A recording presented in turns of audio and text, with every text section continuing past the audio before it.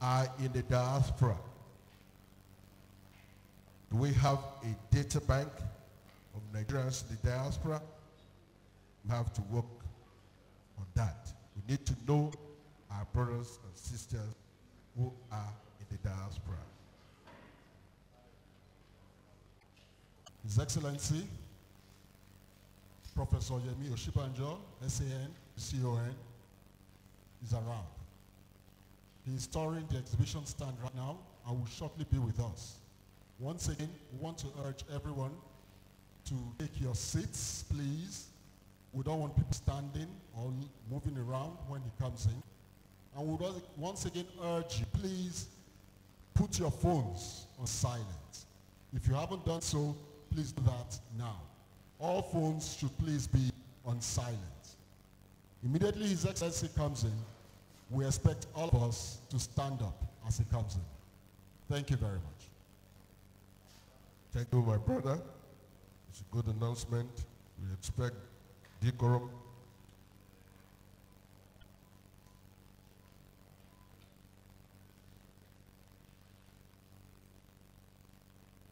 Yes, we were talking about the number of Nigerians in the diaspora. We're estimating, some say 8 million, some say 20 million, some say 10 million Nigerians in the diaspora. With the establishment of Nigeria Diaspora Commission, this will be articulated very well, and we know how many of our sons and daughters, our children, are the diaspora. We must reject the economy, we must make it work, we must activate it. Thank you for coming. Hope we start in earnest.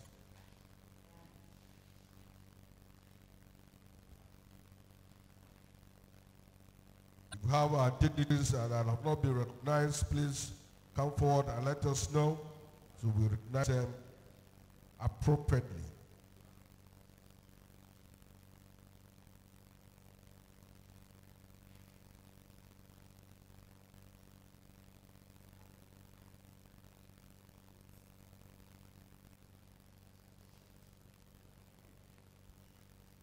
We want to thank you for your patience. We want to thank you for your enthusiasm this morning.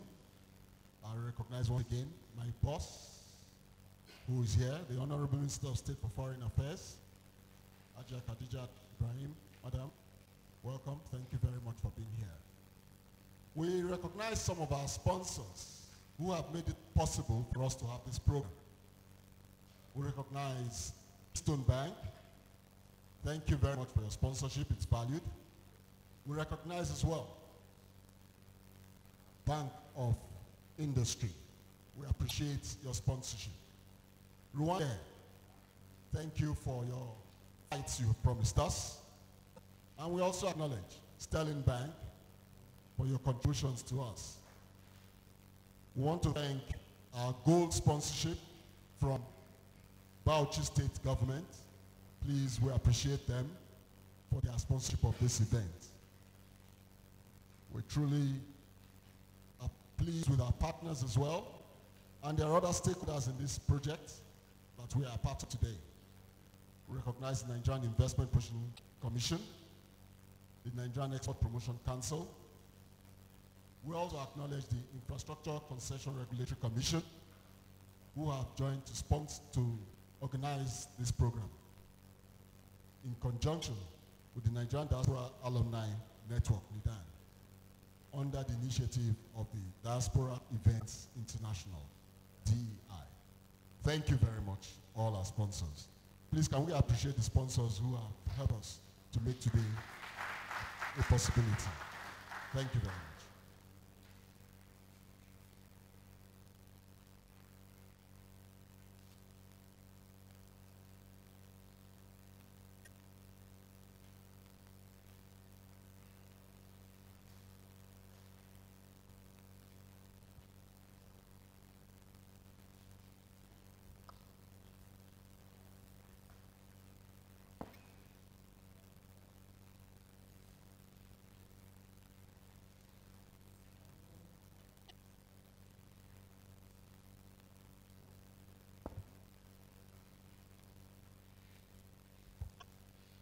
while we await the entrance of Mr. President,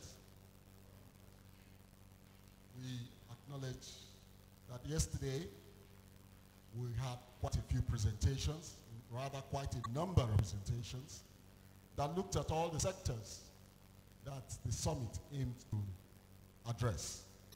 And there are quite a few interesting areas of investment that were pointed out. We are hoping that those of you who have come from far and wide will take advantage of those areas that have been identified and ensure that you participate in business opportunities that they have pointed out yesterday. We urge that all of you also will stay immediately after this ceremony we're having for a bit of plenary and then the breakout sessions where we'll be looking at inventions, we'll be looking at innovations, we'll be looking at businesses and other proposals that people are making for investors to come and invest in. Would request that as soon as this ceremony is over, all those who are making pitches at the presentation, at the presentation of the pitching sessions, should please stay behind. Please, you'll meet there to my left. The section there to my left. Please, you'll meet with the organizing committee. Those who are making pitches at the breakout sessions, those who have registered and requested to make pitches, should please step to the left there to meet with the organizing committee. It is very important so that you are not left out of this morning's activities. Thank you very much.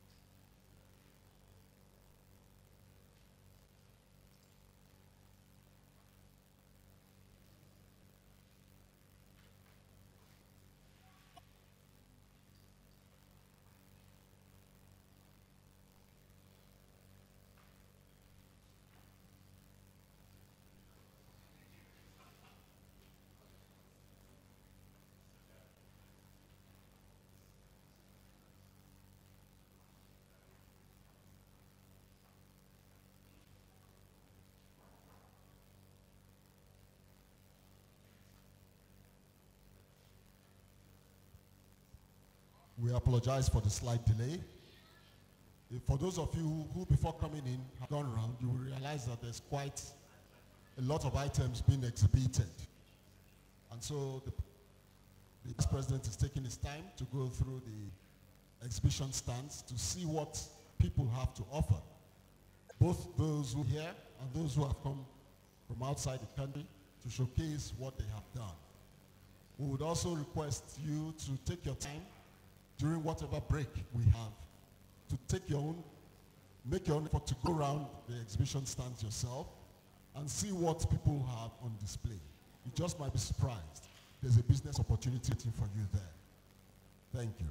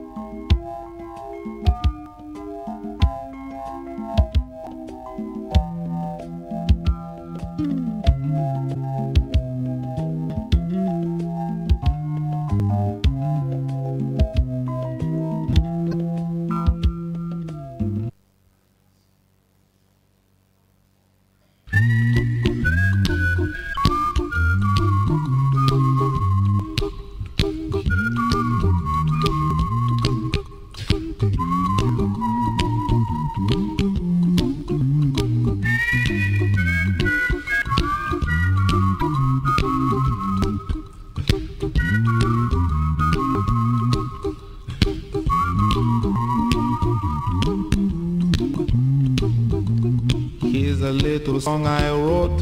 You might want to sing it note for note. Don't worry,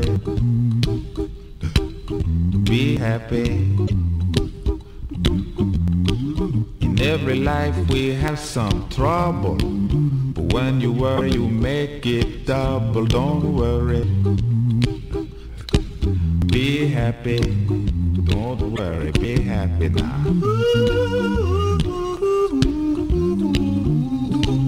Don't worry, be happy. Don't worry, be happy.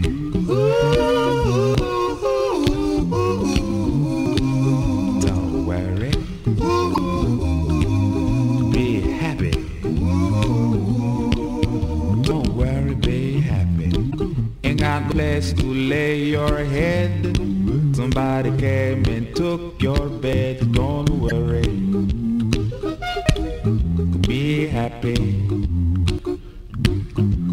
The landlord say your rent is late. He may have to litigate. Don't worry, be happy. Look at me, I'm happy.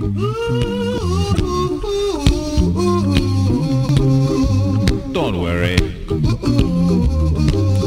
be happy. I give you my phone number. When you worry, call me. I make you happy. Don't worry, be happy.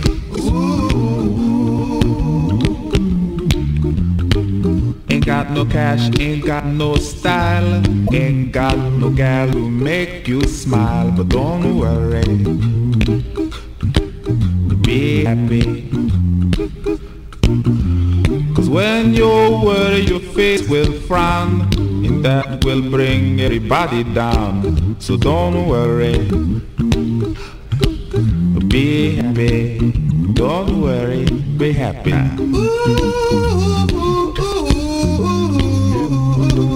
Don't worry, be happy. Don't worry, be happy.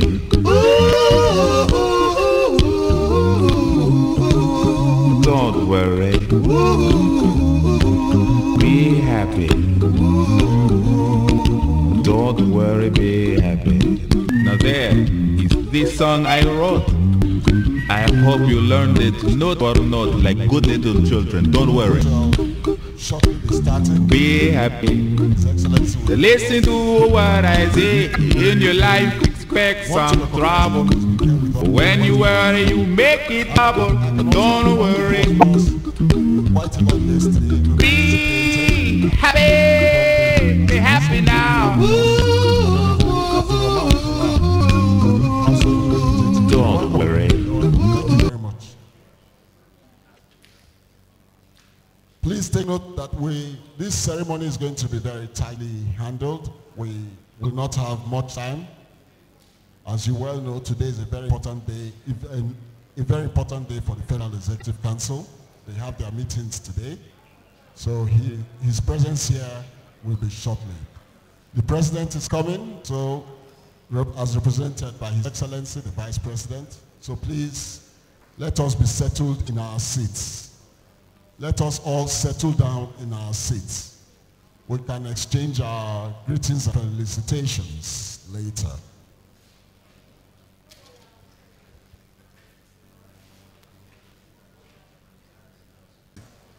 Ably represented by the Vice President of Nigeria, Professor Yemi Osinbajo. Let's keep standing. Welcome our President to this great occasion, activating diaspora investment for a diversified economy. It's a pleasure to welcome the President to this occasion.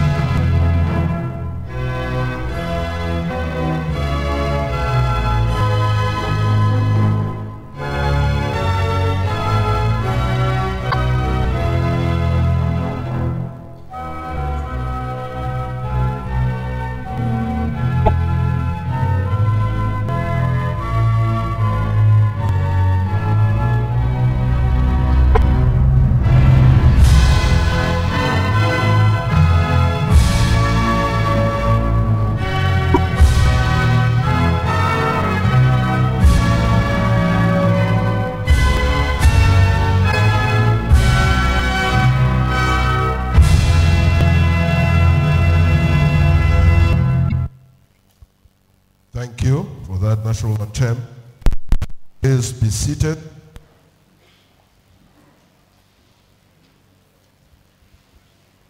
Your Excellency, the Vice President of the Federal Republic of Nigeria, Professor Yemi Osinbajo, all dignitaries here present, we want to immediately commence this program, and we shall begin by inviting the Secretary to the government of the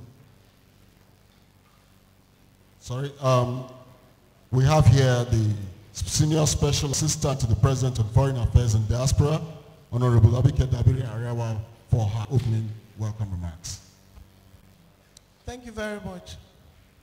Your Excellency, the Vice President of the Federal Republic of Nigeria, you're most welcome, sir, representing the President of the Federal Republic of Nigeria. Diaspora, can we appreciate His Excellency, who is also a diasporan, actually. Your Excellency, the Governor of Kebbi State, Governor Bagudu, we call him Mr. Rice himself, you're most welcome. He's also a diasporan. Your Excellency, the Senate President, represented by Senator Rose Oko, who is the Chairman, Senate Committee on Diaspora. Please clap more for her so that I can confirm my nomination. We also have Honorable Terab with us. Your Excellency, the Minister of State Foreign Affairs, my sister, a former member of the House, and a very good friend, you're most welcome, Honorable Khadija. Your Excellency, the Ambassador of Lebanon is here with us, and we appreciate him. He is here with us. He's going to give a short talk. He was to have 10 minutes, but Chairman, sir, because of time, you do 2 minutes to talk to them on anti-corruption, because the VP has to go for Fed. He's scratching his head. Don't worry, it's okay. Honorable Terab is also here, our colleague in Parliament. I'll be, and the Deputy Chief of Staff, Mr. Ade. Thank you so much for your support. Without him, we won't be here. Thank you so much for all your support. And I also welcome all our diaspora brothers and sisters in talk. We've taken the VP around the exhibition stands. And yesterday, sir, we had a very productive and engaging session here. And all we saw here were opportunities. Although we have the downside, but when one Nigerian is in trouble, 10,000 are doing great things, and all here, Your Excellency, sir. From America, Europe, Costa Rica, Brazil, North America, Vietnam, China, they are all in this hole. Some of them brought as many as 15 investors, and they've seen areas to invest in Nigeria. That is the essence of this summit. And to show Your Excellency that Nigerians in the diaspora are very patriotic. They want to do things back home, and they are willing, particularly under this administration, to support Nigeria and ensure that they contribute their quota to the development of Nigeria. Yesterday we talked about agriculture, infrastructure, and it was very, very productive. I'll not waste your time, sir, just to say welcome to this summit, and welcome to meeting our brothers and sisters in the diaspora. After this session, Your Excellency will be having a pitching session where we'll be matching investors with those who want investments in their companies. So once more, welcome to this occasion. And I'm going to call right away, to save time, Our Excellency Ms. Rose Oko to read her speech on behalf of the Senate President. You're most welcome. Thank you. Please, the applause is important. Thank you.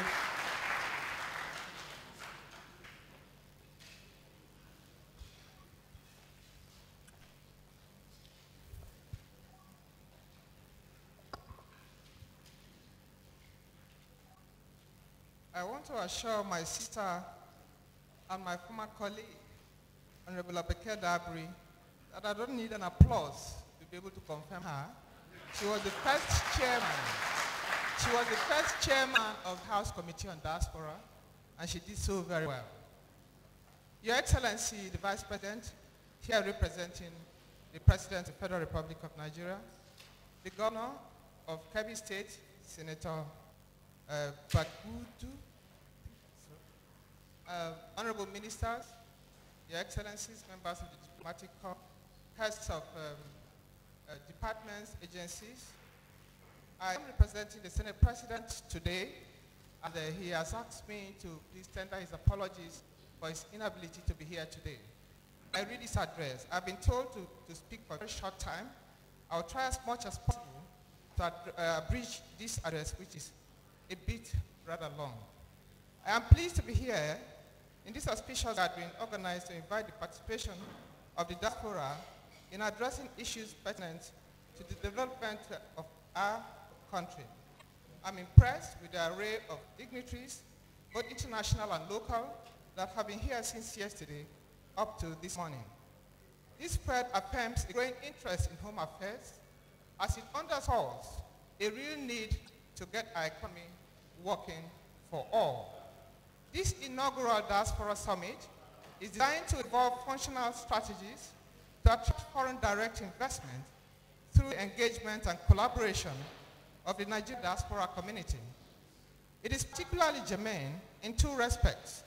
First, the severe economic challenges Nigeria has been experiencing makes a scheme of this nature critical towards contributing to the revamp of our dwindling economy.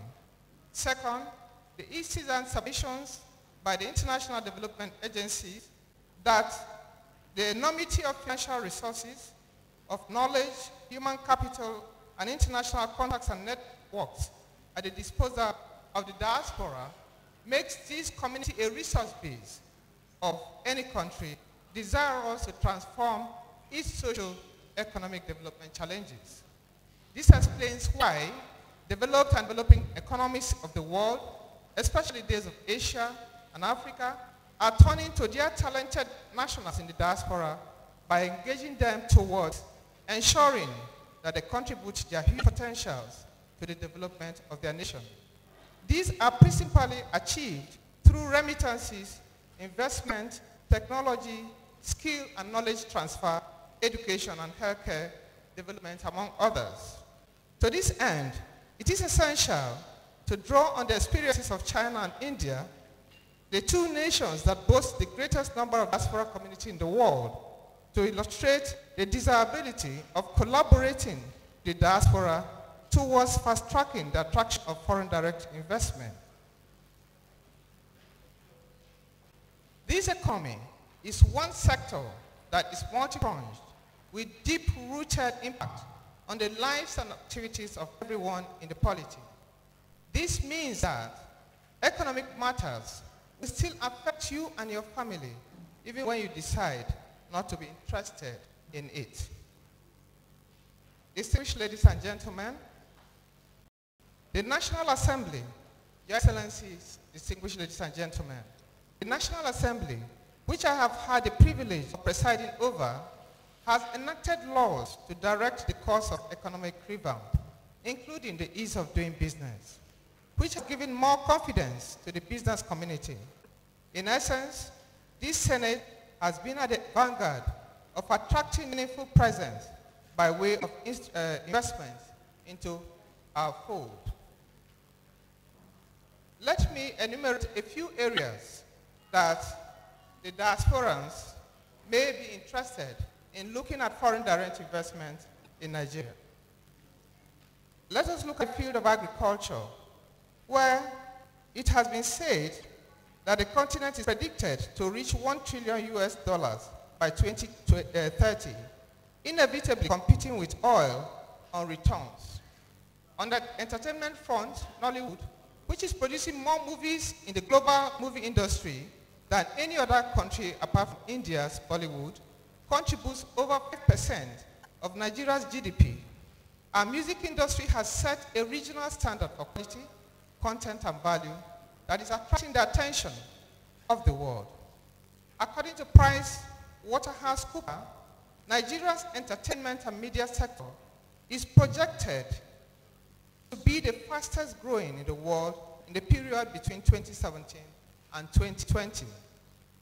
Our real estate sector is booming, with more players in the industry creating a lot of value, thereby driving down cost. Our brothers and sisters in the diaspora, real estate investment remains one of the safest investments, with our major cities of Lagos and Abuja predicted to be among the fastest growing in the world. It is safe to say that the time is now. In the health sector, the National Assembly under my leadership resolved to dedicate 1% of the Consolidated Revenue Fund towards reviving basic health care, and this we have placed in the national budget. However, it is a fact that the country has an abysmal ratio of doctor to patient or doctor to citizen figure, a situation worsened by the massive exodus of health workers that are pursuing economic migration. We must realize that we cannot hope to grow the wealth of this country unless its citizens are strengthened health-wise. Your Excellencies, distinguished ladies and gentlemen, it is on this note that I commend the initiative of this summit that is aimed at attracting foreign direct investment through Nigerians in diaspora, and commend in particular the SSA to the President for this initiative. She and the National Assembly have discussed, the Senate Committee have discussed on several occasions on the need to take the narrative of Nigerians in diaspora to a different level, and that level, next level, is to ensure that they are fully integrated into the national economic development of this country, including the attraction of foreign direct investment into the country. Your Excellencies, distinguished ladies and gentlemen, in conclusion, I expect this gathering to, at the end of the 3-day summit, evolve a concrete, hands-on, and realistic roadmap on how to track and source diaspora-based foreign direct investment into our country, with implementation strategies and action plans. I wish these participants a result-oriented summit, and I thank you all for your attention.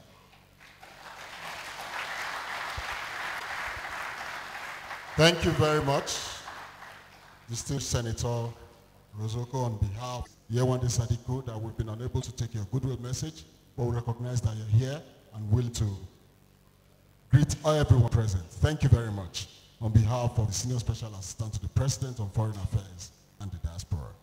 We will want to now invite to quickly give his talk, a 5-minute talk on the role of the diaspora in the corruption agenda. The chairman of the Economic and Financial Crimes Commission, EFCC, Mr. Ibrahim Magu. This is a round of applause for the anti-corruption czar of Nigeria.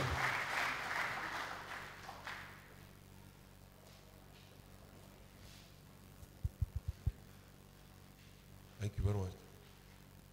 Your Excellency, the Vice President of the Federal Republic of Nigeria, Professor Emi Estebanjo,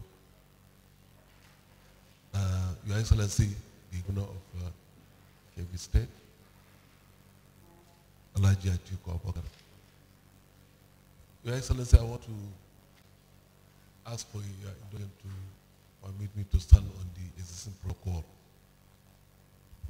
I want to mention what happened. Just about exactly 1 week ago, I was in Dubai. I went for this Interpol conference. I went to the market, and suddenly I think some boys recognized me, and then one of them started shouting, "This is Magu, this is Magu, this is Magu." Before you know what is happening, you know, a lot of Nigerians, he brought the business of that site almost at a standstill. In fact, I was almost more. So we recognize the Nigerians in diaspora. What I want to say is that, Your Excellency, the Nigerians in diaspora really recognize what we are doing, and they are really monitoring what is happening here. And of course, I don't want to bother you with the literature of our strategic review, since they have reduced my time, and the effect of corruption. But the strategy is actually designed and structured deliberately to protect investors, to attract foreign direct investment. So I also realize that there are a lot of Nigerians who go outside this country, who put in a lot of effort, and they were able to save a lot of money, and some of them will come back to this country and try to invest. And couples of them fall into wrong hands. And some of these people, some of these fraudsters they were dealing with were their classmates in primary schools and Sunday school. So I just want to tell Nigeria in diaspora, we will do everything possible, everything we can lay our hands on to protect the investors. In fact, I made sure that, yes, I made sure we recover all their money. For instance, there was one gave about 500 million naira, and they are cost of Nigerians. And it's about acquiring residence in real estate in Lagos. So we are with you. We want to encourage you to come back home, because there is now a sense of accountability, sense of responsibility. When you see the vice president go to the market and having given them money in Nigeria these days, is that in those days, whenever you collect money from bank or from any government agency, you are not expecting to account for it. Now this time around, you have leaders, very responsible leaders, very accountable leader, going around to the market. Mama Bomboy, how far? It's really very, very, very interesting. It shows the commitment of the leadership, the accountability that these days you must account for everything. So there is hope for Nigeria in diaspora. I want to appeal to all Nigerians in diaspora to come back, to bring back what they have. Because, Your Excellency, I remember one of our colleagues went to Canada. We were on course. Suddenly the guy had a kind of stroke during the course. So they rushed him to the nearest hospital. It was in Canada, sir. And they said that you are lucky that the best consultant or cardiac is around. Your Excellency, you can't believe it, it was in Nigeria. So the aspect of whistleblowing is applicable to everybody. I hope the Nigerian in diaspora will make use of the whistleblowing. We need you to help us, to give us information. You are also entitled to the 5% that are applicable to the whistleblowers. So we also want you to put pressure on the country that sometimes it's taking too long for this investigation to continue. I do not think it makes any sense for anybody for any country to lay claim that the investigation is still ongoing. I've been investigating a matter for more than 3.5 years. This area of era of digital intelligence, digital banking, or is it Yes. So it basically say you help us to put pressure on the foreign government to extradite these people back to Nigeria and return the money. I also want to appeal to you. We also want to, we are going to increase our presence outside this country. Already we are talking with the Dubai police. We are also talking with the International Anti-Corruption Coordination Center in London so that we will make our presence known in those places so that we can attend to you. And Nigeria in diaspora should come back home. Also, there are areas of investment that requires a lot of attention, particularly in the areas of minerals and other natural resources. So with this, Your Excellency, I just want to appeal the Nigerian diaspora. Our major strategy in the fight against corruption in Nigeria is to mobilize everybody, ask everybody to join the fight against corruption. I know that some of you went outside this country because you can't stand the impunity in the country. But now I assure you, or we are assuring you, that things are progressing, things are changing for the better. So I want to implore you, I want to call on you to come and join us in the fight against corruption. Thank you very much. Round of applause for the EFCC chairman for assuring the diaspora's investment climate. You know, capital is a coward, so you need to invest. So we have the pleasure and honor to invite the Kebbi State Governor, Alhaji Atiku Bagudu, to give us a good message of 2 minutes because we are short of time. Thank you. Round of applause for him. Thank you, Your Excellency, Vice President of the Federal Republic of Nigeria, Representative of the Senate President, Honorable Ministers, my sister, the advisor of Diaspora, distinguished ladies and gentlemen, a very good morning to you all. And let me say how much honored I am to be here.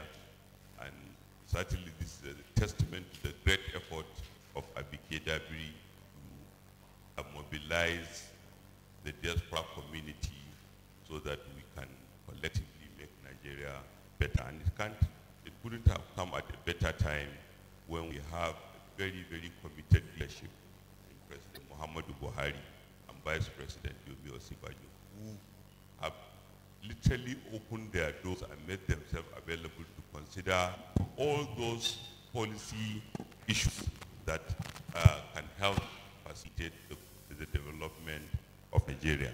So I thank them all, and I believe it's a great moment for all of us. The diaspora community is a very, very important community.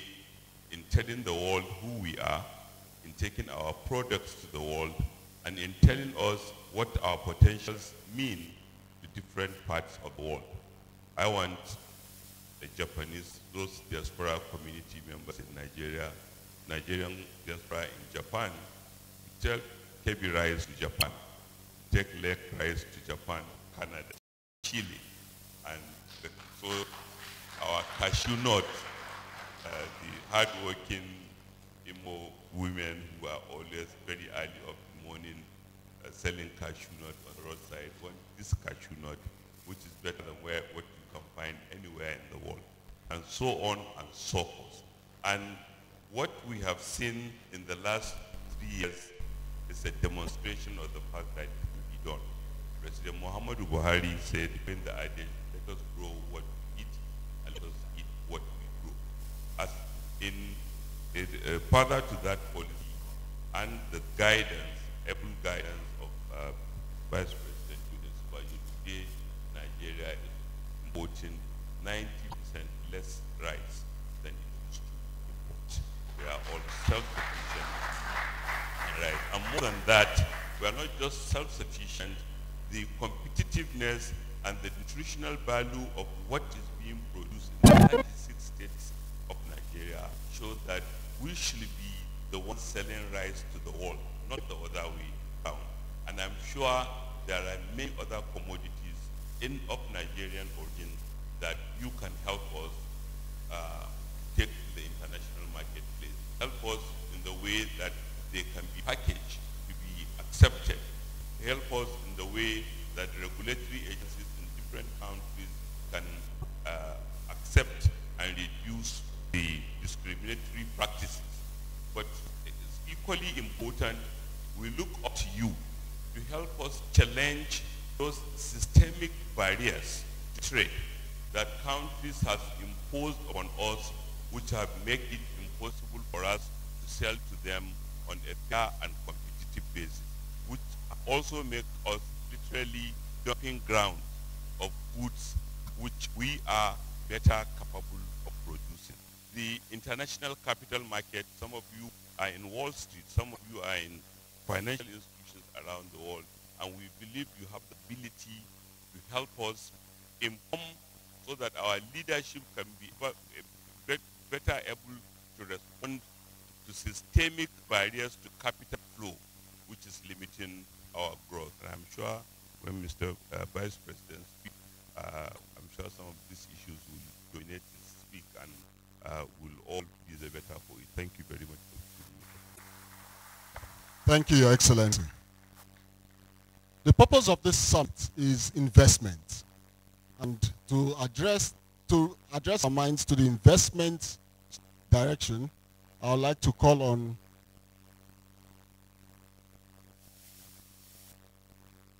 the Foreign Affairs is here with us. We have the Honorable Minister of State for Foreign Affairs. I would like to invite her for a brief remark. Please, a round of applause for the Honorable Minister of State, Foreign Affairs.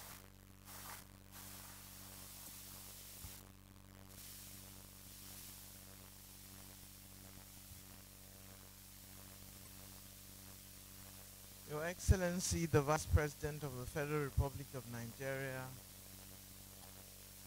Your Excellency, the Governor of Kebbi State and other governors represented here, my sister, the SSA on Diaspora to Mr. President, the Chairman, EFCC, all other protocols duly observed and protected. Today I speak on investment in Nigeria, especially from diasporans.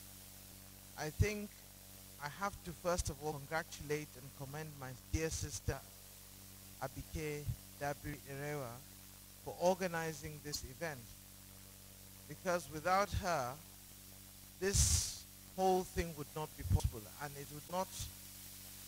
there won't be much awareness of the fact that there is a lot out there in the diaspora for diasporans to come into Nigeria and also contribute their own quota to the growth of the economy. As you're well aware, the three mantras of this great administration of President Muhammad Buhari, which stand on the security of this country, the economy, and anti-corruption, are all things that we can all put our hands on deck to ensure that they succeed. As it is with security, I can say there's a vast improvement, as with the others. Before, in the northeastern part of Nigeria, you could not go out beyond 6 o'clock. But now, activities have gone back to normal. I can admit up to the early hours of the morning, and you feel secure. But for the sporadic bombing here and there, I think we're getting there. Things have vastly improved since the advent of this administration. So kudos to this administration, and also a great opportunity for investors to look into.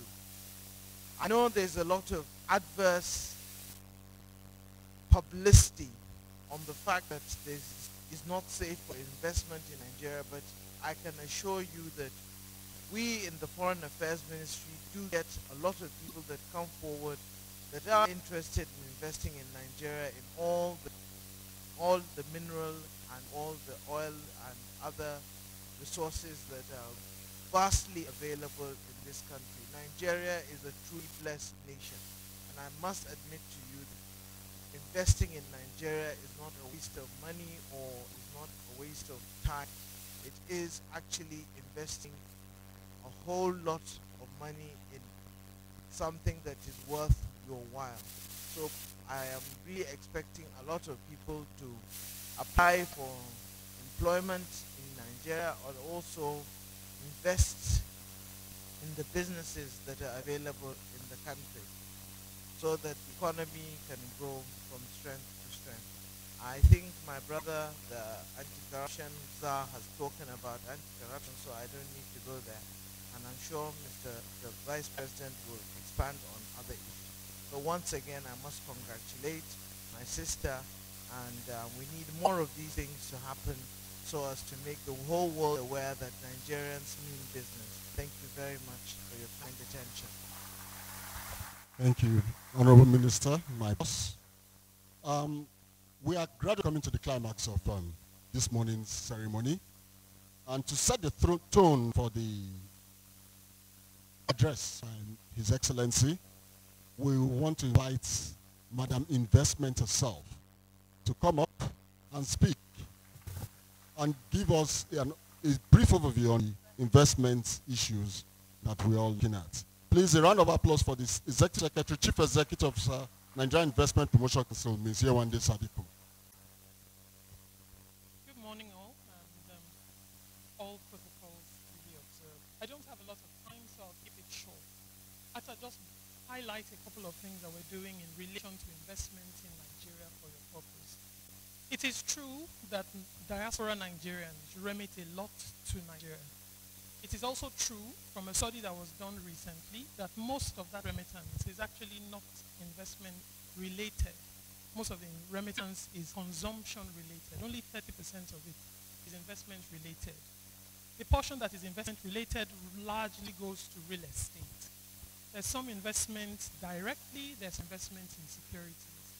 But the issues that diaspora Nigerians identified are challenging for them. What would make it easier for them to invest in Nigeria relate to improvements in the business environment, improvements in better knowledge of the investment opportunities that exist, and improvements in their capacity to identify reliable partners that they can deal with. I'll speak to you briefly about some of the things that we are doing to address those issues. The first thing that we thought in terms of getting better information on the investment climate in Nigeria, on the investment environment in Nigeria, how to start a business, and the basic costs of select items related to investment in Nigeria, was to put together an online investor's guide. It's not a document, it's a flyer that I'm holding up because it's a website, essentially. iGuide Nigeria, and Nigeria is one of about 14 countries in Africa to have an iGuide. It's an online investor's guide and can give you information that you need on investing in Nigeria, including details of some sectors that are priority for government. Investors have also asked about the incentives that exist in Nigeria. To make it easier for them, we put together a compendium of investment incentives that is also available to download.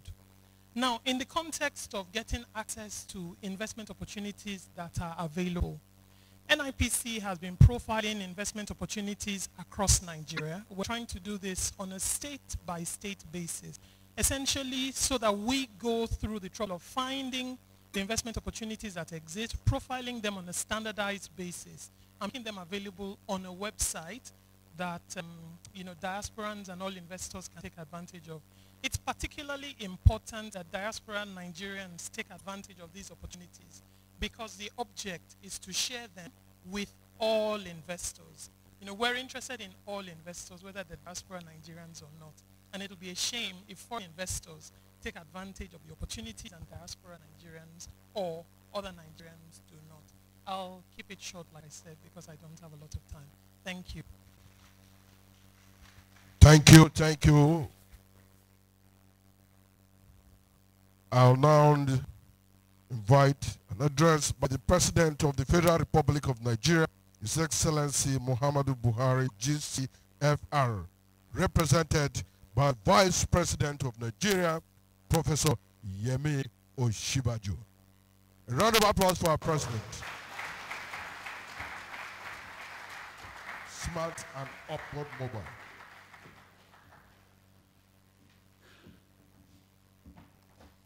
Thank you very much. Please sit.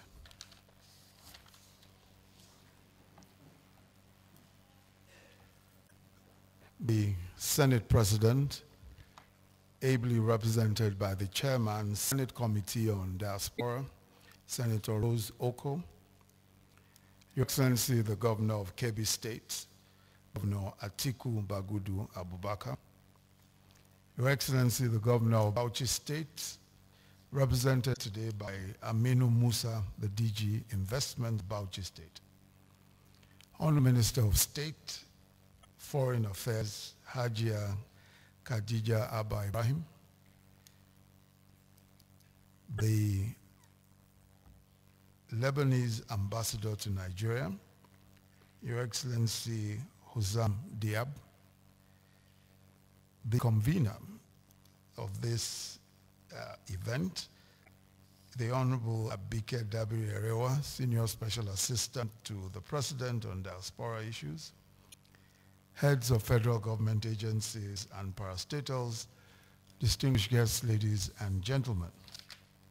It really is my pleasure to address this audience on this occasion of the first ever Nigerian Diaspora Investment Summit. The summit, we're told, seeks to attract investment into Nigeria from the emerging, diversified Nigerian economy that this administration has been seeking to construct in the past 3 years. I commend the Senior Special Assistant to the President on Foreign Affairs and Diaspora and the nominee of the President as Chairman of the Chairman and Chief Executive of the newly established Diaspora Commission, Honorable Abike Dabiri Erewa, for convening this event in partnership with a wide range of stakeholders. She has, over the years, been a passionate voice for diaspora engagement and involvement in the development of Nigeria, and we're all excitedly looking forward to her exploits in her new role. It is heartwarming and a demonstration of your faith in the direction of the Nigerian economy that we have such a distinguished array of diaspora investors present today to participate in this inaugural edition of the summit. I've met so many already who are here to attend this event. And we have here with us among the very best from the diaspora community, entrepreneurs, professionals, sector experts, persons whose personal and professional exploits have made Nigeria and Africa truly proud. It is evident that our country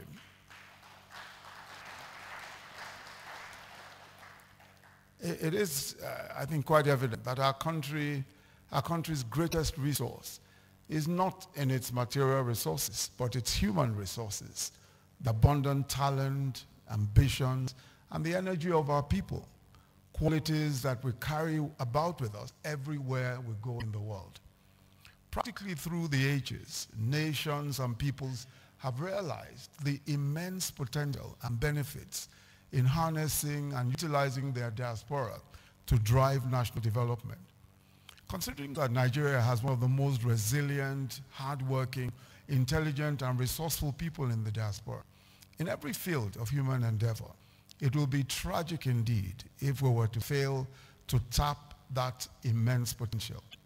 So it's in line with this understanding that we therefore unreservedly agreed and approved the organization of this summit, convened by the Office of the Senior Special Assistant to the President on Foreign Affairs and Diaspora, in collaboration with the Nigeria Diaspora Alumni Network, the Nigeria Investment Promotion Commission, the Nigerian Export Promotion Council, the Infrastructure Concession Regulatory Commission, the ICRC, and the Ministry of Foreign Affairs, and under the auspices of the Diaspora Events International. Excellencies, ladies and gentlemen, I think it would be useful for me to set out a bit of context about Nigeria's circumstances in the last few years, just so that we can better understand the terrain Since May 2015, when this administration came into office, we're focused on three key areas: reviving and diversifying the economy, improving security, and fighting corruption. One of the first major economic tasks was the development of the Strategic Implementation Plan, the SIP, and this was done for the 2016 budget of change. As a short-term intervention, and this provided us with the basis for development and implementation of the 2017-2020 Economic Recovery and Growth Plan, ERGP. You're all aware of how some of the questionable economic decisions and practices in recent years sowed the seeds of many of the economic troubles that became full-blown shortly after we came into office in 2015. We emerged from one of the biggest oil booms in the country. As a matter of fact, the biggest oil boom in the country, with oil prices at between 100 and 114 for 5 consistent years from 2011 to 2014. But we emerged not just with depleted external reserves, but also no commensurate level of investment in infrastructure or the welfare of the Nigerian people. The economic growth that we experienced between 2011 and 2014, averaging between 5 and 6%, of course, was driven mainly by high oil prices, which is how our economic growth story has always been, because we have not essentially worked on a diversified economy. But naturally, high oil prices do not necessarily translate into jobs, because the oil industry simply doesn't employ that many people, nor does it even necessarily mean shared prosperity of any kind for a majority of Nigerians. Hence the talk, even at such times, of jobless growth. So it was an oil-fueled party to which the majority of Nigerians obviously were not invited. Only a small minority enjoyed the dividends through, oil lifting contracts, defense contracts, and generally in some cases brazen transfers of wealth from public coffers to private accounts. It was on account of these ethically and sometimes economically poor decisions and some of the monumental corruption that characterized those years that we articulated our economic recovery and growth plan and the focus on infrastructure, on social investments, on agriculture and industrialization. As President Muhammadu Buhari put it when he launched the ERGP, and I quote, "We seek not just to take the Nigerian economy out of a recession, but to place it on the path of sustained, inclusive, and diversified growth," end of quote. It's important to emphasize that there is no country in the world that can progress any kind of economic policy if there is the sort of corruption that we had seen in our country in the past few years. There is no way that an economic policy can be sustained unless we deal with the issue of grand corruption. It's impossible. And that is why this must be central to our economic policies. It must be central. The fight against corruption must be central to whatever economic policy we want to progress. I'm pleased to note that we're now, as you know, out of the recession and firmly on the path of sustained and diversified growth. In the last 3 years, we have seen growth in the non-oil sector in particular, and an impressive rise in the exports of agricultural products and solid minerals.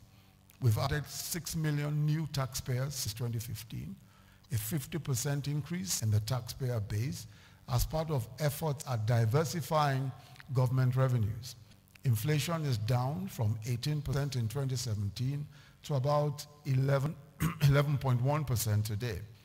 The Nigerian economy has continued to attract significant capital inflows with a total value of capital importation into Nigeria in excess of $16 billion in the first quarter of 2018. Power generation and transmission are each up by about 40 to 50%. We're now doing about 70 megawatts in terms of power generation. But the more important news about power is that we're diversifying from the national grid to off-grid solutions. So in many cases, we're encouraging solar power and several other off-grid solutions in order to increase our general output of power and the general reception of power across the country. So you find that in many, many cases, especially after the declaration by the Ministry of Power that you could now have willing buyer, willing sell options, several different investments are coming into the country looking for those opportunities where you can transmit, generate, and distribute power on a willing buyer, willing seller basis to industry and even to private users. So we have foreign reserves now from about 29 billion in 2015, 2016 to over 40 billion today. We have a presidential infrastructure development fund that has been funded with about $650 million to focus on critical road projects in various parts of the country, including the long overdue Second Niger Bridge. We've completed so far 2 of the railway projects that we inherited, the Abuja Light Rail, the Abuja Kaduna, and we're close to finishing the 3rd, which is the Warri Alaja. The rail, of course, is completed. We're now looking at putting on the coaches for the Warri Alaja. By the way, the Warri Alaja has been there now for over almost 30 years, just there. We started the hydro project, the Mambila hydro project, another project that had been on the table for close to 40 years. In addition to that, we've completed the first phase of the 4th rail, which is the Lagos-Kano rail. We are about to complete the Lagos-Ibadan end of it, and we hope that that will be done by January.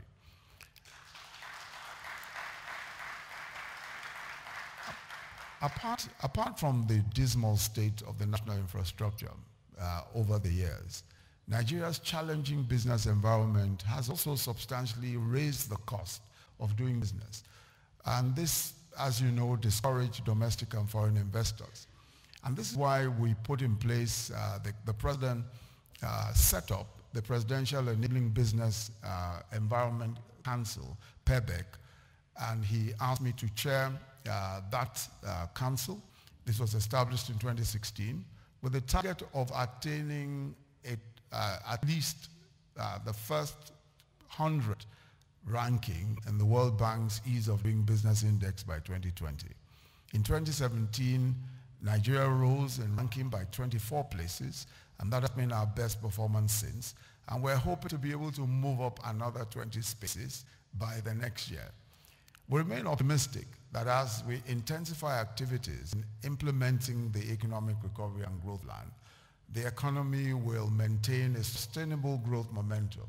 And although there is still a long way to go in achieving the target growth rates, the signs are strong that we're moving in the right direction.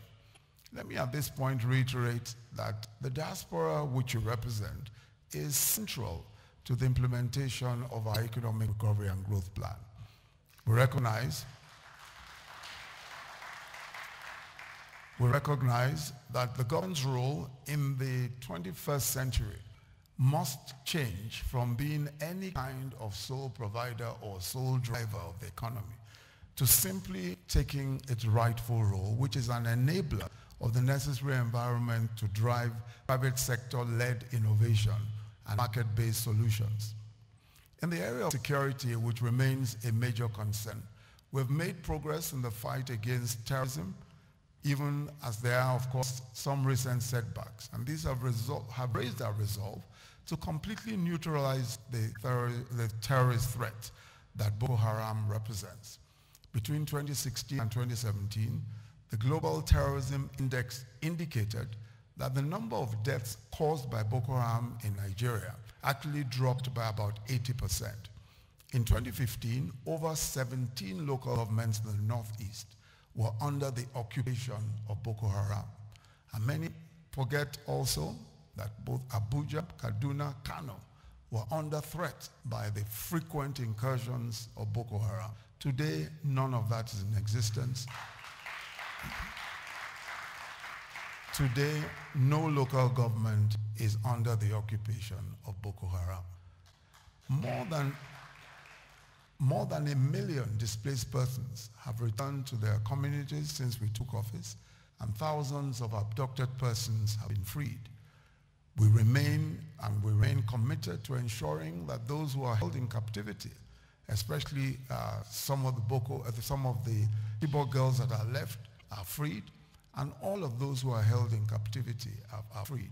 And we work on that on a daily basis, negotiating where it is possible and looking for options to free these girls and other individuals wherever that is possible.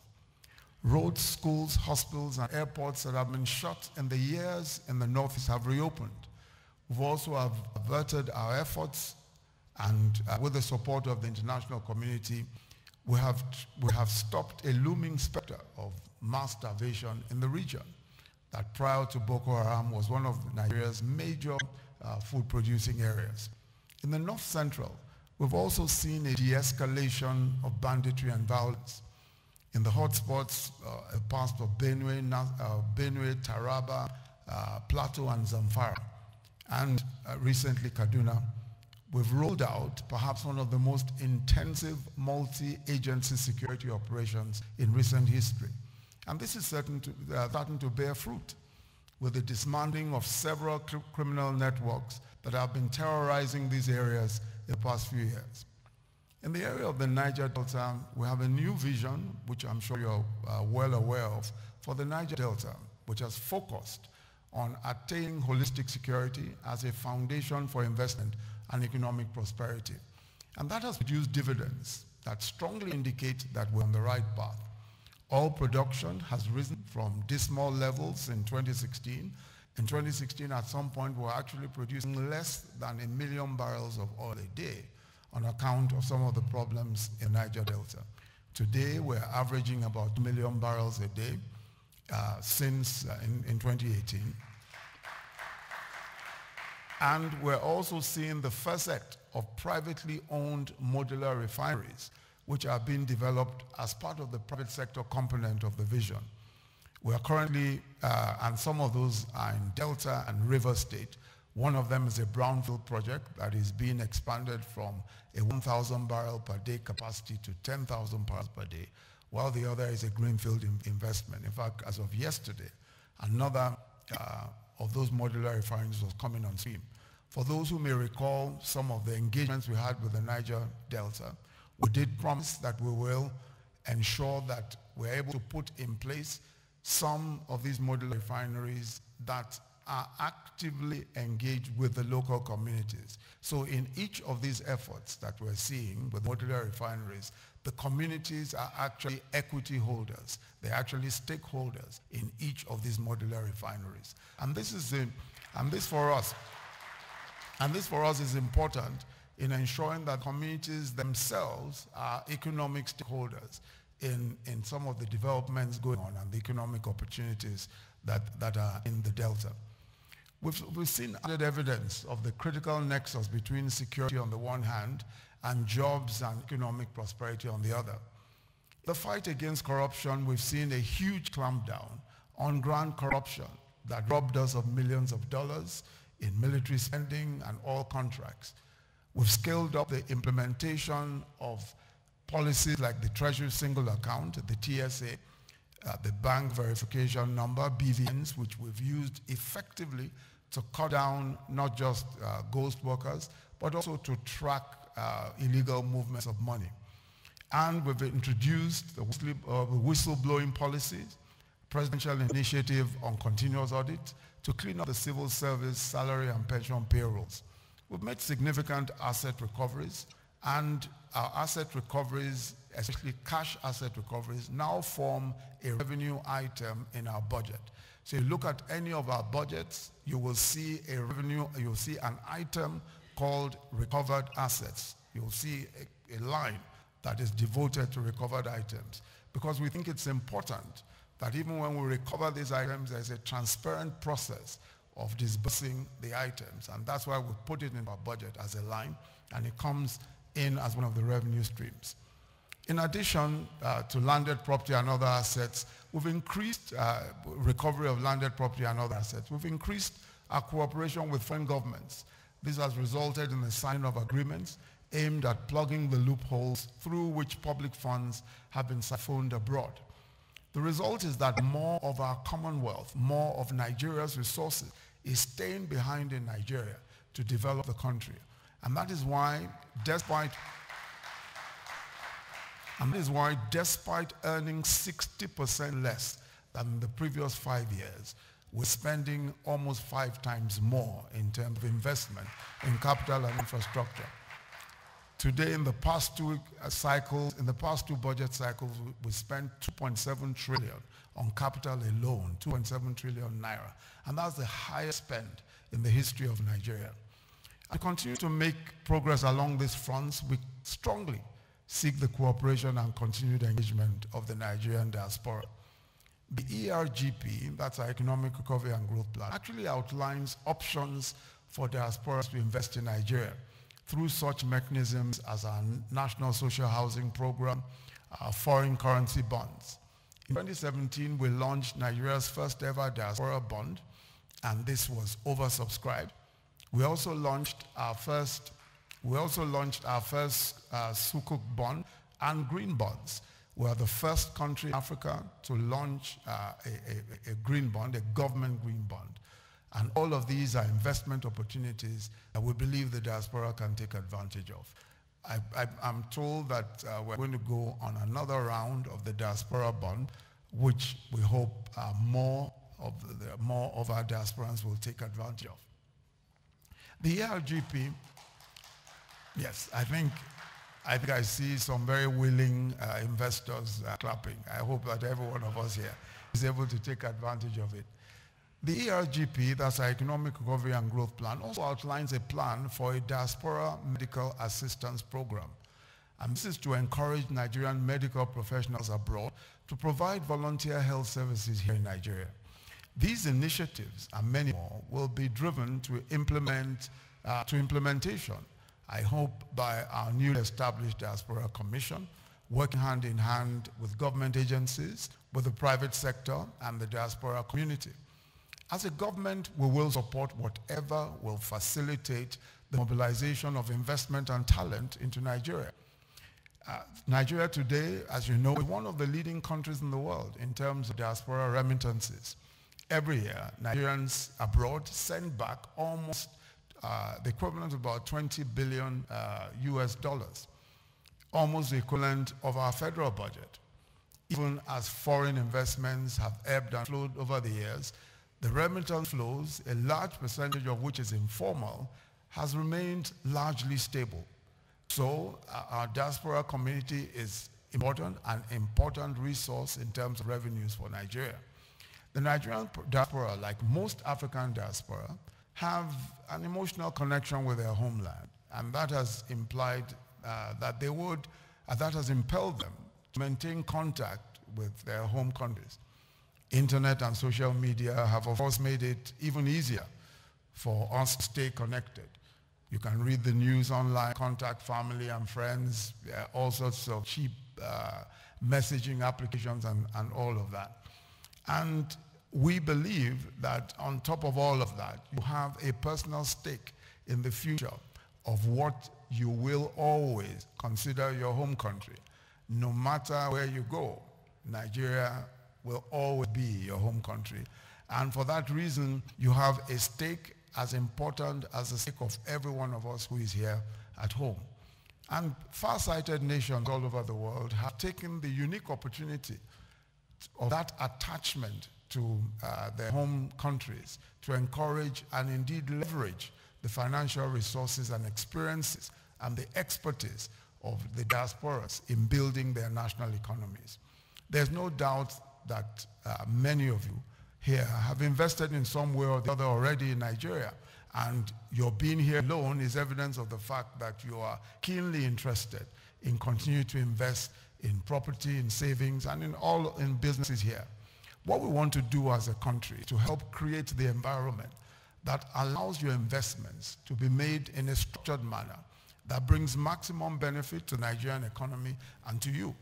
We realize that it's important for you to be able to have confidence that your investments are secure and that they are protected. And that is what the policies that we're putting in place as an administration seek to achieve through the Economic Recovery and Growth Plan, through PEBEC, and through some of the executive orders that have been signed so far. We've signed so far about there are 9 executive orders. About 5 of them are devoted to protecting investments in one way or the other, and also in promoting ease of doing business in one way or the other. Our focus on the diaspora is clearly evident from the fact that we are the first administration to appoint a senior special assistant to the president on foreign affairs and diaspora. And that has led to the establishment of the Diaspora Commission, headed, of course, as we've seen, by one of his most fervent champions, Honorable Abike Dabiri-Erewa. This inaugural Nigerian Diaspora Investment Summit is further demonstration of our seriousness about the role of the diaspora in building our country. We want you to partner with us, and we want to listen to you and implement your advice and insights. I wish you very enthusiastic deliberations at this summit. I'm told that there will be business-to-business engagements as well as deliberations on the launch of a private sector-led diaspora fund that will safely and efficiently channel diaspora investments into the formal productive economy.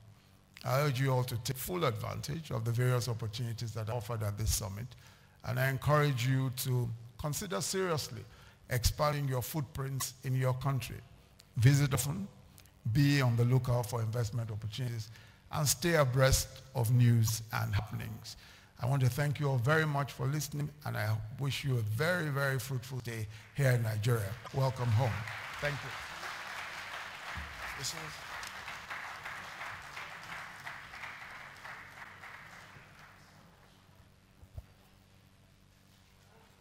Please, those identified should please come forward to take the group photograph with His Excellency.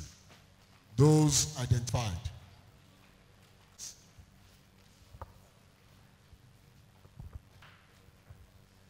Only those identified. Only those identified. Only those identified. Only those identified, please. Only those identified. If you are not called to come off stage, stay where you are. Please, stay where you are. Please, please, please, stay where you are. If you are not identified to come off stage, we know the number. Okay, that's it. That's the number.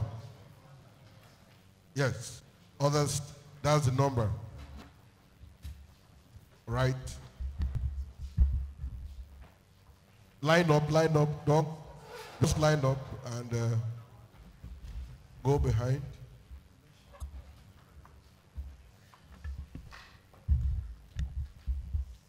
Thank you.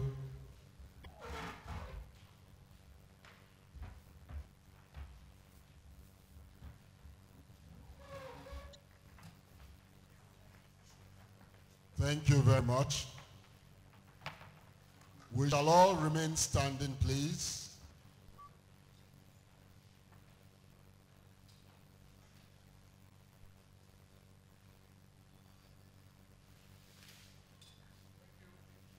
We shall remain standing as we take the national anthem, please.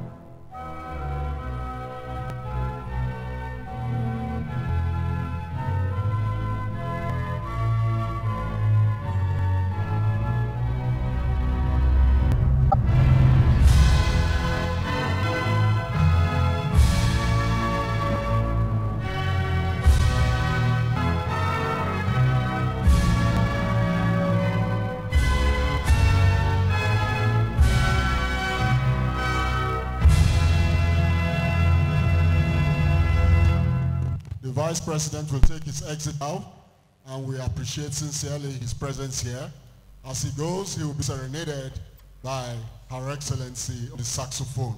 Please note that presentations continue as it leaves. It's another 3 of the same production.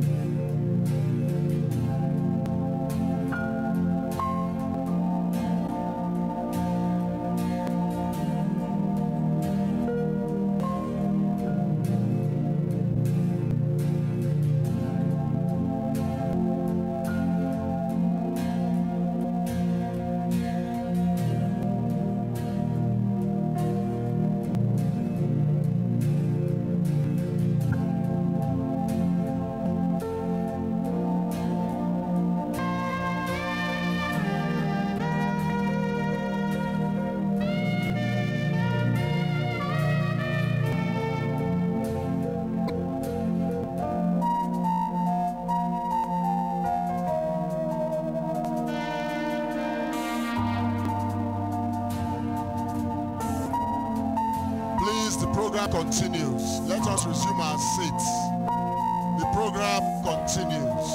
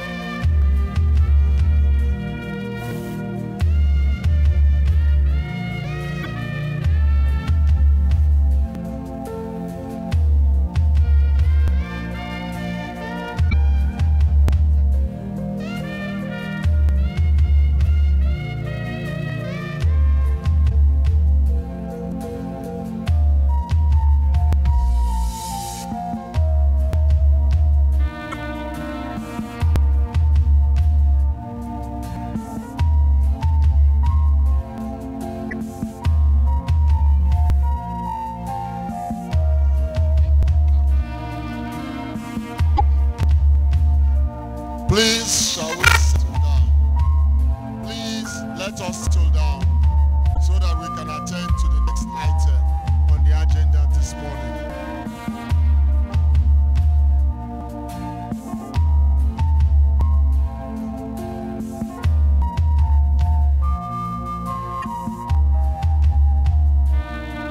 Please, those who are making pitches, step to the left of the hall, my left of the hall.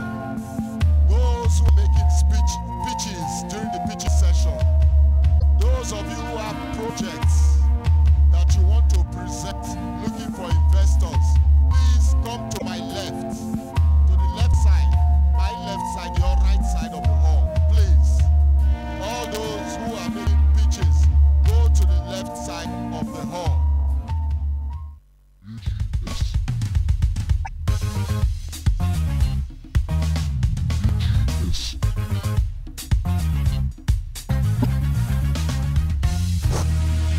Thank you very much, Your Excellency.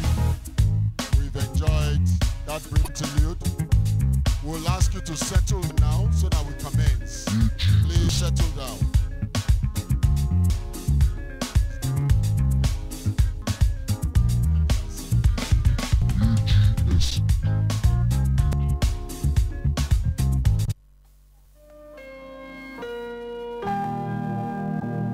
It's another the 3MC production.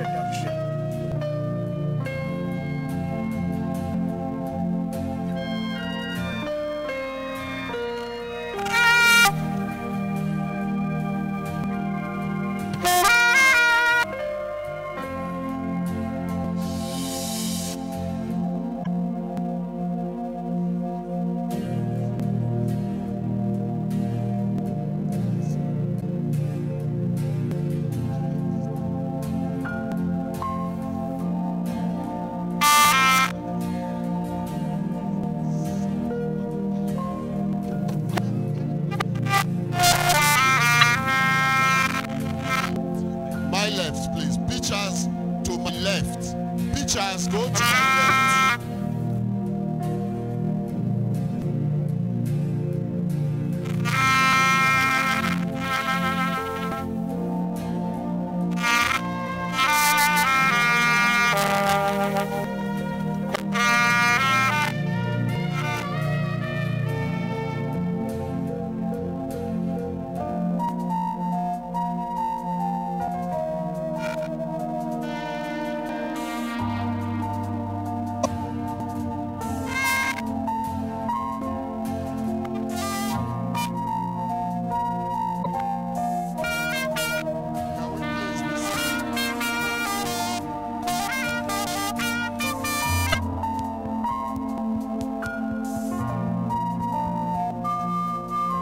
Can we please be seated? Can we please be seated? Please be seated. We invite everyone to be seated, please. Let us take our places. We do not want to extend our program. We want to be on time today, please. Please be seated.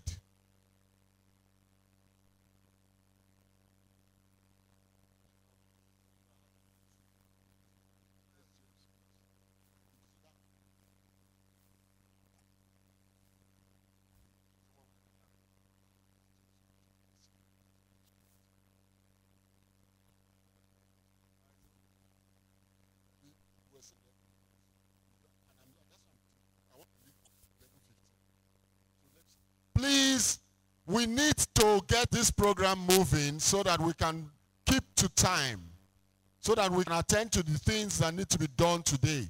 Please be seated. Group photographs over. And those of you who are preaching, you are being corrupt. Please.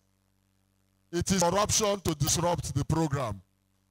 Let us be seated, please. Thank you. Please, ladies and gentlemen, let us be seated.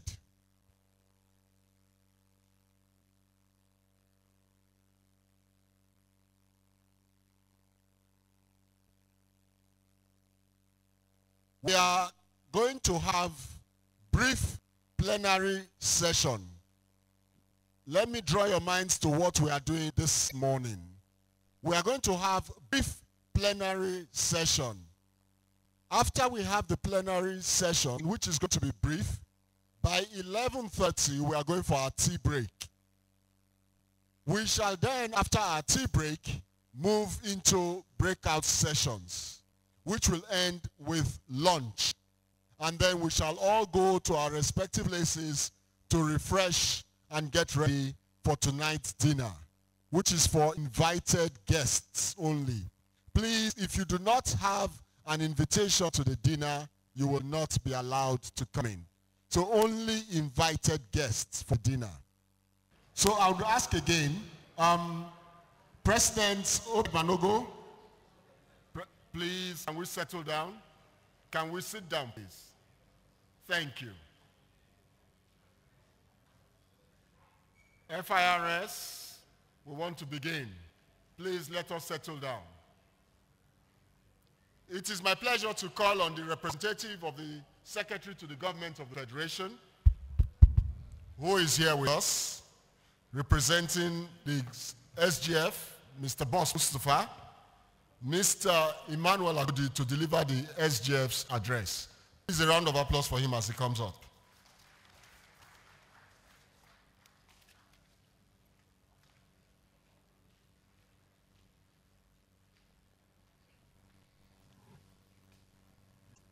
Yeah. Good. Okay, where do I? This one's Good day, ladies and gentlemen. I am here to represent the Secretary to Government of the Federation, who is unavoidably absent due to other pressing engagements. He have asked me to represent him and to deliver his special address on this occasion. I am invited to be part of this inaugural summit and to address this August gathering of diaspora investors, businessmen, entrepreneurs, and fellow Nigerians who have heeded this administration's call to join hands with us in growing and diversifying Nigeria's economy. The administration has, since its inception, focused on ways and means of improving the economic profile of the nation and has initiated an effective plan and policies to further the goal. It is therefore in line with this policy goal that the approval was given for this first ever Nigerian Diaspora Investment Summit, targeted at diaspora as an effective and sustainable strategy for attracting inward investment into the emerging diversified Nigerian economy we are aiming for. I will join in appreciating the Senior Special Assistant to the President on Foreign Affairs and Diaspora and current nominee as Chairman and Chief Executive Officer of the newly established Diaspora Commission, Honorable Abike Dabiri Erewa, for her efforts not only in promoting the interests of Nigerian diaspora both within and outside the country, but also in championing their former engagement in our developmental process. It is expected that this summit will thus be a justification of this effort and give further impetus to the goals of leveraging the diaspora for the nation's development. Diasporas are being counted, and I count on the diaspora bringing their knowledge, skills, experience, and resources to bear in ensuring not only the success of this summit in achieving its goal, but also in the greater objective of making a Nigeria of our dream and aspiration, a developed nation worthy of its great people, both at home and abroad. I look forward to an engaging summit with enlightening submissions and presentations of the wonderful and amazing business opportunities that abound in this country and are waiting to explode in transforming the socio-economic landscape of this nation through the infusion of strategic, focused, and formalized investment.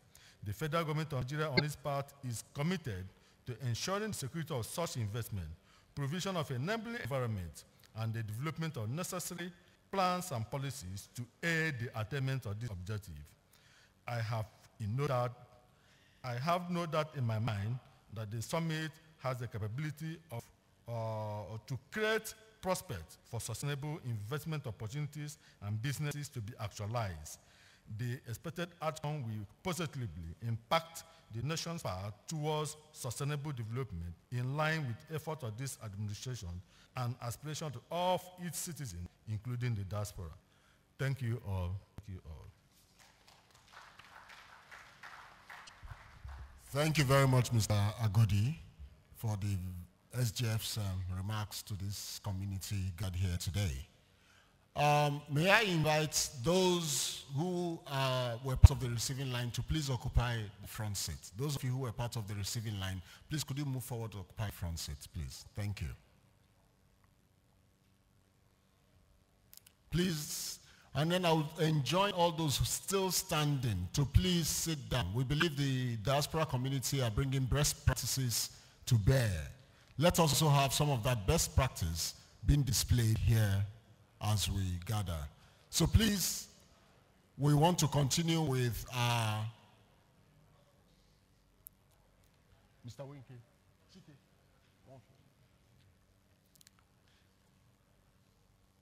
Now, we want to now listen to investment opportunities in the FCT, in real estate and infrastructure, which was one of the papers that was to be presented yesterday, and will be presented by the Group Managing Director of the Abuja Investment Company Limited, represented, that's Alhaji Sani Abubakar Pai, who is here represented by the Senior Vice President of the group, Mr. Ibrahim Aliyu.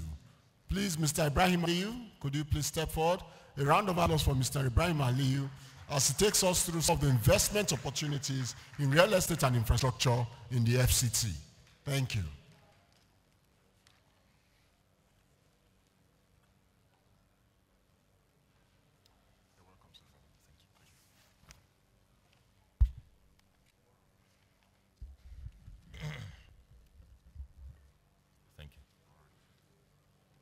Good morning, distinguished ladies and gentlemen.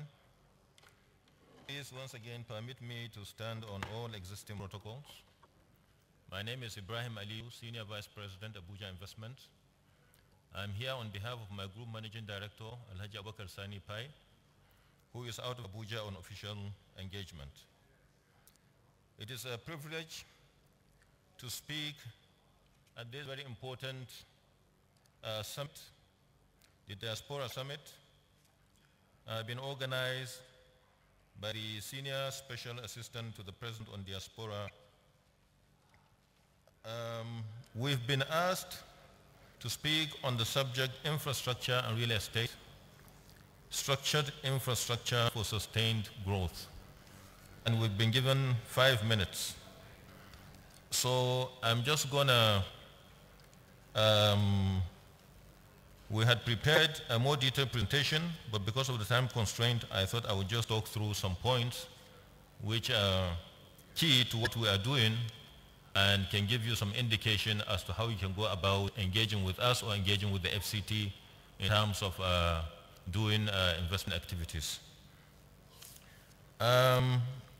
Before I start, I just want to drop a few points to underscore the subject that we are talking on. We all know that infrastructure is the bedrock of any economy.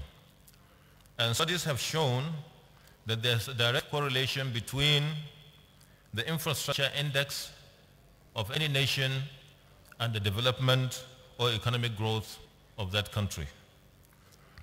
Now, in 2016-2017, Nigeria was ranked 127th out of 138 countries in the Global Competitive Index by the World Economic Forum, and the major drawback identified for Nigeria was insufficient infrastructure development in the country. Infrastructure, especially primary infrastructure, is seen as the sole responsibility of the public sector or the government. And it is viewed that there is very little that the private sector can do to contribute. But we have seen from the presentations that were made yesterday that there is a lot that the private sector can do. We are all aware that currently the power sector reform has put under the control of the private sector the two pillars of the power sector, that is distribution and generation. It is only transmission that is under the control of government. So we can see from this that certainly there is a role for the private sector to play. And similar private sector arrangements are being pursued in all sectors, both in terms of infrastructure provision and the provision of some key social services like healthcare and education. The FCT administration is in the forefront in opening up the economic space for private sector participation. So on this note, I want to go straight to my presentation, and I want to start again by just highlighting the structure of the FCT because I think it's very important. Yesterday, when the Honorable Minister of Power was making a presentation, he mentioned that there are many instances where people ask to see the Honorable Minister because they want to invest in the power sector or they want to invest in the housing sector. And he was asking the question that why do they want to see the minister? So I think some of these challenges come from the fact that people don't really know where to go or how to access information and be able to have an interaction with those that are responsible for providing investment information.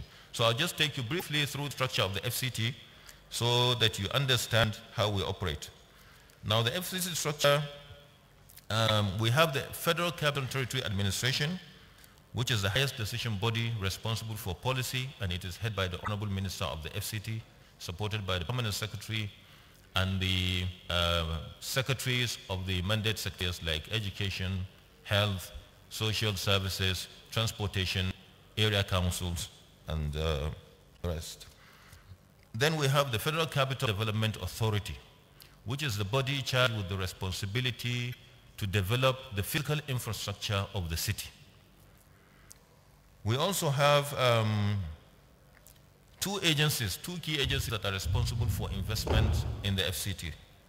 One is the Abuja Infrastructure Investment Center, which is supposed to be the clearinghouse for PPP projects, working in conjunction with the Infrastructure Concession Regulatory Commission, that's the ICRC. And they are supposed to be the clearinghouse, like I said, for PPP transactions, and they are supposed to ensure value for money deliveries by the private sector. Then, of course, our company, which is the Abuja Investment Company Limited, which is the investment and commercial arm of the FCT, with mandate to attract and encourage investment in the FCT. Over the years, we have transformed to also become the platform, the partner for public-private partnerships to implement some of these projects. Now, under the AICL group, we have 4 subsidiaries and many more affiliate companies. These include the Abuja Property Development Company, which is an integrated property development company that does mostly residential development. We have the Abuja Market Management Limited, which provides facilities management services in our markets and neighborhood centers. We have the Abuja Urban Mass Transport Company, which is a transportation subsidiary running the mass transport buses in the FCT. Then we have Power North AICL Equipment Leasing Company. This is a company that provides equipment on lease to waste management operators in the FCT. What we have realized is that most of the contractors that are given the contracts to manage waste evacuation in FCT do not have the capacity in terms of equipment to carry out the functions. And if they are to build, because in carrying out that function, you need to have excess capacity. That is, if you are clearing a certain place, if you require one truck to do it, you must have another truck as a backup, because if it fails, you must quickly redeploy another truck. And most of the contractors are not able to do that. So what we did was to come in and form a special purpose company that procured these compactors and sweepers, and we are giving them on lease to the operators. So if any truck breaks down, quickly deploy another truck and take the other one for repairs. So through that approach, we are able to help in making sure the contractors operate effectively. We also have the Abuja Technology Village. This is a special subsidiary charged with the responsibility to develop the first technology park in FCT on a 750 hectare land along the airport road. For those of you who are interested in technology investments, ATV is the best place for you because it provides the location, it provides the infrastructure, it provides support. And on top of that, it has a free trade zone license. So some of these incentives that will enable you to invest, tax rebates and what have you, ATV is able to handle that on behalf of investors. We have the Abuja Film Village International. Their MD and general manager are involved in organizing this summit. They are to develop a theme and entertainment destination in FCT. We know that Nigeria has a very viable entertainment industry, but the infrastructure to support the growth of that industry is lacking. Abuja Film Village is to develop the infrastructure and to bring in expertise, technology, and know-how to support the growth of the industry. We are involved as shareholders and partners through land equity contribution in the American Hospital Limited, which is to develop a world-class hospital and University of Medical and Environmental Sciences in the FCT. Abuja Investment is partnering with local and foreign investors, both individual and institutional, to implement the project. The FCT has allocated 100 hectares of land through the Abuja Investment Company for the development of this project. We are also in partnership with Global Energy of US to develop gas storage and distribution network for the FCT to deliver gas to domestic, commercial, and industrial users in the FCT. What the FCT is supposed to provide through AIC is the land to develop the tank farm as well as the right-of-way for the distribution network. You've seen the World Trade Center development, which is the tallest structure in Abuja. It's a partnership between Abuja Investment and Continental Projects Limited, which is along as you are coming into the city by the rail station. We have delivered 4 BOT markets, 4 markets through the BOT arrangement. All this in conjunction with private sector, funding and development. All these markets are operational, built over 10,000 shops through this model, and we are still building more. And we're engaging with investors in looking at other prospective areas. Just to put into context the infrastructure demand of the FCT, the plan for this city is to host 3.1 million people on completion. What we have now is over 6 million people. So you can imagine the kind of infrastructure development that we require to run this city. And government alone cannot do it. So there is a need for the private sector to come in and play its own role in terms of funding and bringing expertise and managerial know-how. It is one thing to develop this infrastructure, it is another thing to manage them. We believe that the private sector has more skills, more exposure, more knowledge, and they can bring this to bear in managing effectively the infrastructure in the FCT. I have just been told that I have 2 minutes, so I would like to move quickly just to show some of the big ticket transactions that the FCT has done in partnership or they are doing with the private sector. One is the public mass housing scheme that the FCT started years back. Thousands of houses have been built, have been sold by private developers. What government did was to provide the land to the developers and allow the developers to, provided them also expedited approval processes, and the developers or the private investors financed and built those houses and sold to end users. You can imagine if government is to build all these houses, government cannot do it alone. Then the land swap scheme of the FCT. This is another initiative where government realized that it is not able to foot the bill for developing the infrastructure in all the districts. So they brought in the private sector to collaborate with government to build the infrastructure, and in exchange for investment, they get a part of the serviced plots that are developed. And government also gets part of the plots which it allocates to people. Now that takes away the burden of funding the infrastructure direct from government and speeds up also the process of developing infrastructure in the city. The FCT government is also partnering with a Turkish company to develop 250 hectare site industrial park, which will provide an environment for people who are willing to invest. It is supposed to be a plug-and-play facility. So if you are coming to invest, you don't need to go looking for land, building the factory and what have you. You can come in, go to the industrial park, you get a serviced facility, and you can quickly implement and commence operation. So these are the big ticket transactions. I am just trying to show that there are big investments, large investments that you can do, and there are smaller investments that you can do. Abuja Investment is the investment arm of the FCT. We are available to you. I will leave my contact. I may not be able to stay till the end of the program, but I will leave my contact, and you can contact me, you can contact us, you can go to our email address, and whatever information you are looking for that has to do with investing in Abuja, we should be able to help you. Thank you very much, and good morning again. Sorry to have rushed you. No problem. Thank you, appreciate it. Please, a round of applause for Abuja Investment Council Company Limited. We have one more presentation before we take our tea break. Representing Mr. Utus Linus Adie, the project coordinator of Mindiva project, as well as the Honorable Minister of State, Federal Minister of Mines and Steel Development, Honorable Abubakar Bawa Buhari, is Amanda Lumen Fese, who will be talking from a sponsor and regulatory point of view on mining. So please, shall we settle down and listen to her so that we'll finish on time. Thank you. A round of applause to welcome her.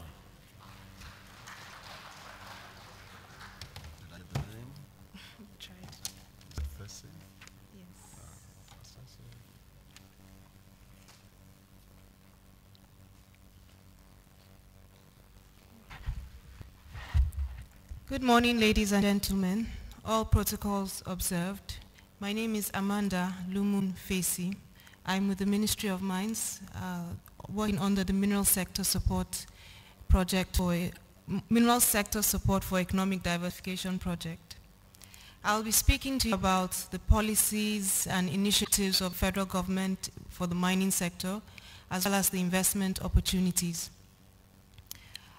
Many of you here may know that mining was a significant industry. It's contributed to the economic formation of Nigeria between 1902 to about the 1970s.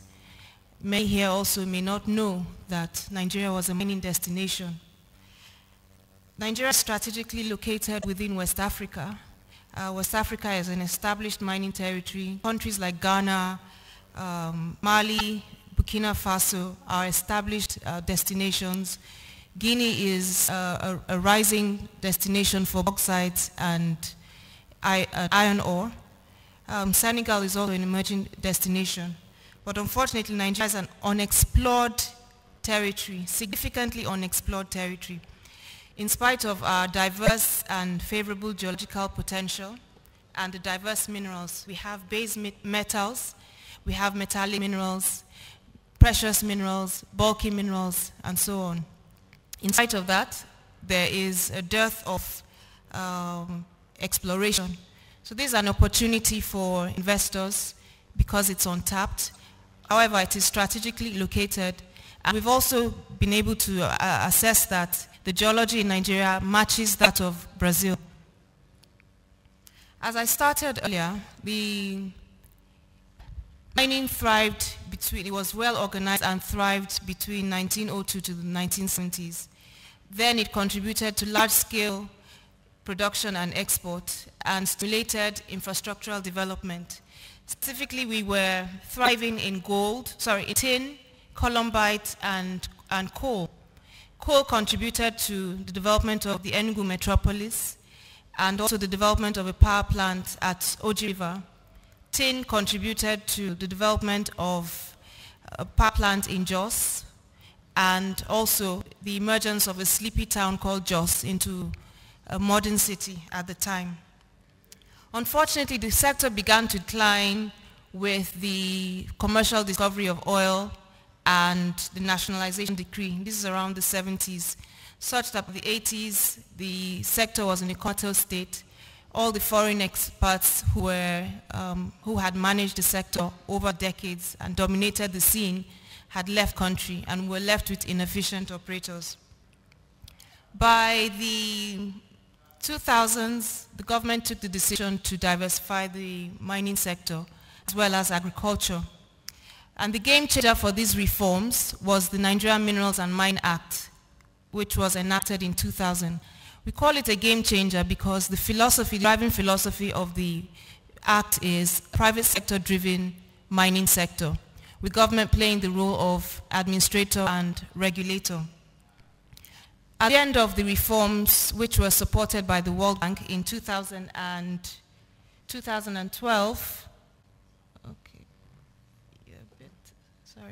at the end of the reforms, which ended in 2012, with the support of the World Bank project, we had about 50-odd foreign companies operating that had obtained licenses. Unfortunately, a few years after that, because we had a gap in the reform program, about 4 years or so, the number of foreign operators in the sector had declined, and because of the enabling environment, it had become quite stifling, and only the bravest of the lot remained. I'll give you a bit of a background on the Minerals and Mining Act and what it contains. It's modern and is in line with best practice across other mining jurisdictions. We have a first-come, first-served, non-discriminatory licensing procedure. So if you're the first to apply for a license, as long as you meet the terms and conditions, you would receive the license. It also has a relinquishment principle, use or lose it. If you don't use it in accordance with the terms and conditions of the particular license, you would lose it. So there's no one person holding on to a license indefinitely. And then there are no discretionary powers. The minister does not have the powers to delay the process. The timelines are clear, the procedures are clear. You have security of tenure as an investor. You also have the right to mine after commercial discovery of the mineral. You have the right to renew the mineral titles and to pledge the mineral titles as security for capital raising. We have several incentives contained in the fiscal regimes, which are also competitive compared to other advanced mining jurisdictions. For instance, there's capital allowance of 95% of qualifying capex and infrastructure costs, but only for mining equipment. And then there's exemptions from customs and import duties, but for equipment that exclusively for mining. The tax relief is 3 years, renewable for further 2 years. So in spite of the incentives contained in the Act and the fact that the Act is modern and compares with other jurisdictions, why haven't we had sustained interest in the sector? It was because of that, I explained earlier, we had a 4-year gap in the reforms, so a lot of the achievements we made were rolled back. By 2016, the President Buhari administration decided to take mining and agriculture as priority sectors again for development. By 2016, we launched a sector roadmap which the President approved to create a world-class minerals and mining ecosystem to serve the targeted domestic market and then export markets. So the game changer also with this roadmap is that we're targeting the domestic market first. That is domestic utilization of our minerals within Nigeria before we start to export. So we've moved away from that export philosophy that a lot of other African countries have adopted and are also trying to get out of. Support for the project for implementation of the roadmap is funded by the World Bank assisted Mindava project, which is where I and a few others work and manage. The whole aim of this program is to enable Nigeria to improve its geodata collection, geological data collection, to support investment decision making by investors. The key is we've identified prospective areas. Okay, I have 2 minutes. So we've identified prospective areas where interested investors can apply for bidding licenses. In terms of investment opportunities, I'll just highlight a few. The energy minerals sector, subsector of the mining sector, comprised of bitumen and coal. Bitumen, we are targeting bitumen for asphalt production and industrial application, not for fuel. We're also targeting coal, coal for power, coal to power, coal to chemicals, coal to industries. We're currently planning to update the information, the geological information, to make it easier for intending investors to show interest and have a baseline on which to build on. We've also identified 5 industrial minerals or development minerals: kaolin, calcium carbonate, dimension zones, mica, and barite, as critical for import substitution and supporting industrialization. He did a demand gap analysis that showed that these minerals have high value in terms of import and are being utilized by domestic industries. But our miners are not meeting the expectation standards, the standards set by our industry. So the support is going to be provided to miners of these minerals to boost their production. Similarly, we're also focusing on the steel sector. We have about 3 big companies that are either in steel production already, producing steel products, or are in mining iron ore that are about to do forward or backward integration, whatever point of the value chain that they're in. And then gold is another thriving economy that exists in Nigeria, albeit in a shadow way. A lot of the activities are in the shadows, done in the shadows and illegally. So the plan is to formalize the sector and then so that the opportunities for refining gold as well as trading can be quite open and available for different classes of investors. So my last words for you, that Nigeria is an unexplored mining territory with rich mining history, located within rich West African mining territory. The minerals are still in the ground and are available for investors who can take a plunge. What the ministry is doing along with other federal government agencies and also in cooperation with state governments is to improve the enabling environment, improve access to finance, access to technology, access to geological information, and so on, to make the investment process, the investment roadmap for investors easier. So I'd enjoin you to take the investment opportunity in this frontier destination. There are several companies that have taken that plunge and made investment decisions that are paying off, and they were also in the diaspora, Nigerians in the diaspora. So I invite you to invest in the value chain, not just on exploration and mining, but downstream in terms of processing, refining, and also financial services to support the sector, and various other services and equipment provision. So the value chain is vast. I would invite you to invest. Thank you. You can contact us. You find our website is, you can see it on the screen, and that's my email address. If you need any information, please do contact us. Thank you. Thank you very much, Ms. Amanda Fees. Now, Now we'll be taking a break to go for our tea break. They are ready for us. We'll go for our tea break. We will reconvene here at 12 o'clock, please. At 12 o'clock, we will all reconvene here, and we'll look at the business-to-business meetings that we intend this summit to achieve. Have a nice tea break, ladies and gentlemen. Thank you. I would have brought it to you. Yeah, thank you.